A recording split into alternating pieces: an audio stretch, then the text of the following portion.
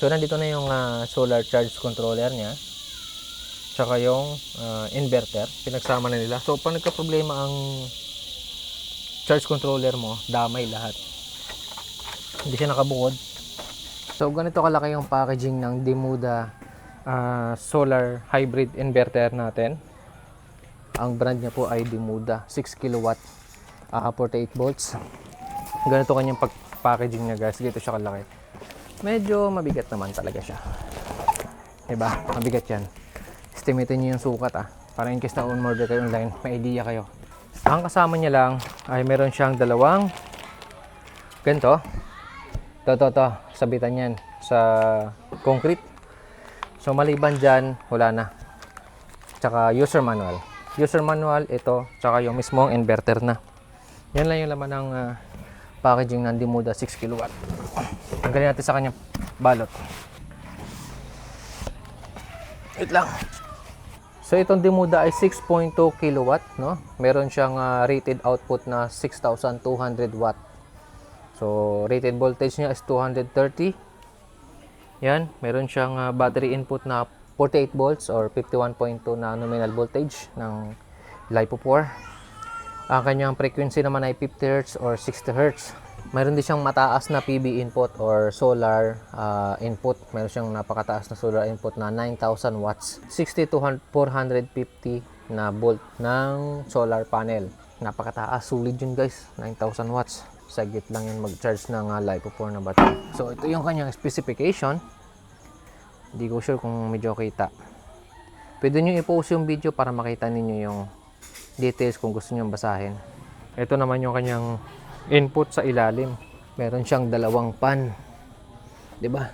Kita niyo yan, meron siyang dalawang pan. Dito yung input, easy input, main input, saka secondary output. Ganon. Check natin mamaya kung ano yung pwedeng i-connect ano niya dito, yung kanyang board. Check natin kung ano pwede nating yung linyahan ng wire. Battery plus negative. PV input dito, guys, ito.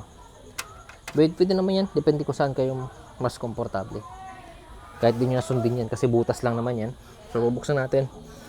Demuda hybrid inverter. Pwede siya sa grid. Hindi pala natin pwedeng itayo. Kasi, meron siyang switch na matatamaan sa ilalim. So, titignan natin kung ano yung laman. So, ang presyo nga pala nito, 16,000 to 18,000 pesos. Napakataas ng ano niya, ng PV input. Ganda. Yun sana kung totoo Yan. Okay, ang PV input niya, dalawa lang. So, paano mo may sasalpak yung 9,000 watts dito? Napakalit ng wire nito, delikado na to. Kung sasalpakan mo to ng 9,000 watts. Kung sasagadin mo. Pero malaki yung kanyang mga ano sa loob. Tawag dito, mga piyesa, yung mga transistor, capacitor niya, napakalaki. Buksan natin. At yung makikitang sticker. Uy, umutik yan. Control, ano niya pala to? Tanggalin ko muna to. 6 kW na Demuda hybrid inverter. Ito na siya. Kung titignan nyo, napakalayo ng board niya pagdating sa SRNE na inverter. Yung SRNE, guys, na inverter, napakalaki ng kanyang cooling. So ibig sabihin nun, hindi all the time magra-run yung pan. Hindi gaya nito na medyo maliit. Tingin ko overtime ang cooling capacity nito. Overtime talaga to pag nagpapalamig ito. Medyo may kamahalan pa naman siya. Hindi siya basta-basta, guys, na inverter lang yung presyohan, no? Medyo pricey na inverter itong Demuda. So ito na, guys, no. Ayan. Nakikita niyo yung kanyang mga transistor. Malaki. Solid din talaga. Legit siguro to na 6 kW kasi napakalaki ng mga capacitor. Kakalalaki ng capacitor, transistor, tsaka cooling niya, no. Charge controller niya naman. Ito yung PV input. Ito naman, ito siguro sa kanyang charging board. Ganda. Itong part na to. So ito na yung sa output yun. So yun guys, at least kahit na paano may idea kayo sa itsura ng Demuda 6 kilowatt na hybrid inverter.